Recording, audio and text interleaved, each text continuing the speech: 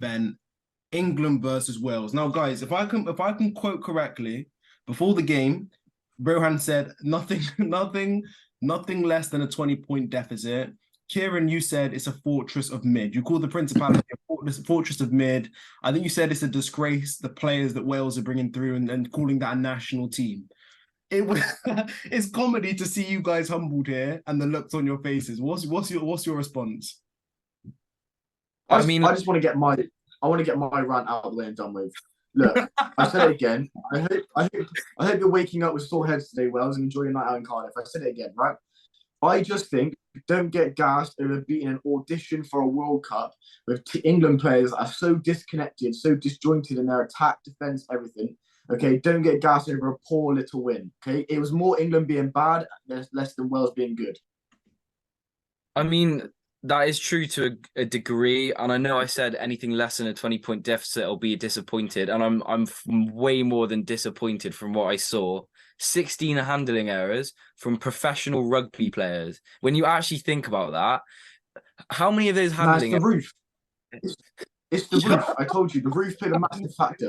Back at it, how many of those handling errors were anything to do with what Wales did? Like, barely any of them. A lot of them were just our own silly mistakes. I'll But go. they, I'll but, right, those handling errors gifted Wales field position, and then when Yeah. you play field position against Wales in a tight game like that, there's only one winner. And England, the fact that England didn't score a try and Marcus Smith was the only person to score points is just it's baffling to me. But I'm not going to apologise to you Welsh people because quite frankly you're going to get battered next week at Twickenham. I I think say I got to give credit to the Welsh team and what they've always been about ever since I've started watching rugby. They've always been able to win games like those where they are scrappy. It is a little bit messy. Wales always tend to come on top of those games, but at the same time, England just didn't help themselves. We talked about the handling errors. We talked so many players. Yeah, they're fighting for a position in the World Cup. Joe yeah, Stockton, yeah. we'll obviously come on to him later. He's fighting for his position isn't guaranteed. He's No, a seat on the plane to France, and what nothing from his performance tells us that he wants to be there at all. no. I think realistically, if I'm going to be completely honest, I love to talk about this, but me versus BGS in 2021, I showed more intent than any of the English back rowers. If I'm being completely honest, Alex Flopbrand still in that team. He's just a ball of lard. Like, can somebody here educate me on what he does? I think Lewis Ludlam. That's not the biggest. He's not the biggest issue. Guy Porter was, in my opinion. He was the reason why England got no go for a ball, no attack, no nothing. He's actually dreadful, and I don't want him in the squad. I want him dropped as of tomorrow.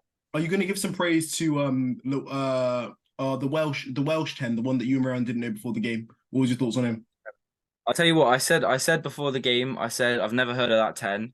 I won't forget him now. That's how it is. Like I'll never make that mistake again. He looks like a very good player.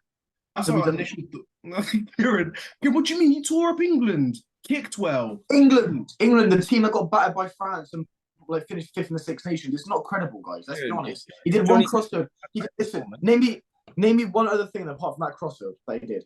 he made a lot of half breaks and offloads, and Yeah, he Okay. had maybe 2 or 3 line break assists as well. put So Zamet through. Nearly resulted in a try if it wasn't for the cock and the singer tab. Final person to rate from the English squad, Stevie B gone Borthwick. What are we giving his?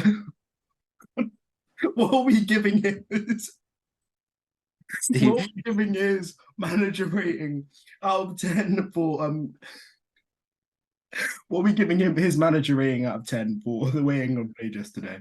I'll be honest, yeah. If you asked me to tell you what tactics he brought in place for this game, genuinely, I couldn't tell him. I couldn't tell you right now what he wanted to do for this game. Judging from selection, he just didn't really care about the result. Mm, Um, so it's just like a 3 out of 10. yeah. Yeah. I'd go lower. I'd go 1 out of 10. I think he looked the part on the day with a nice suit, but that's all he did. You got to at least give him a 2 for the suit. Yeah, that's what I No, was going to say. for his trim, I'll give him a good 2. That's about it. Boosting up the. You know what it is with Borthwick though. For me, like I'm saying apparently people are saying apparently the agreement was with England if he makes it past the quarterfinal, he stays till 2027. I'm saying this as a rival fan. No, I'm I'll praying personally, Borthwick stays with England. Honestly, I'm personally writing a massive official letter to the RFU to get him struck off. I don't want him there. If he, Wait, do you want if he him stays, gone? My problem with this, yeah, is when Eddie Jones was appointed head coach after the darkest time in England rugby history, probably ever.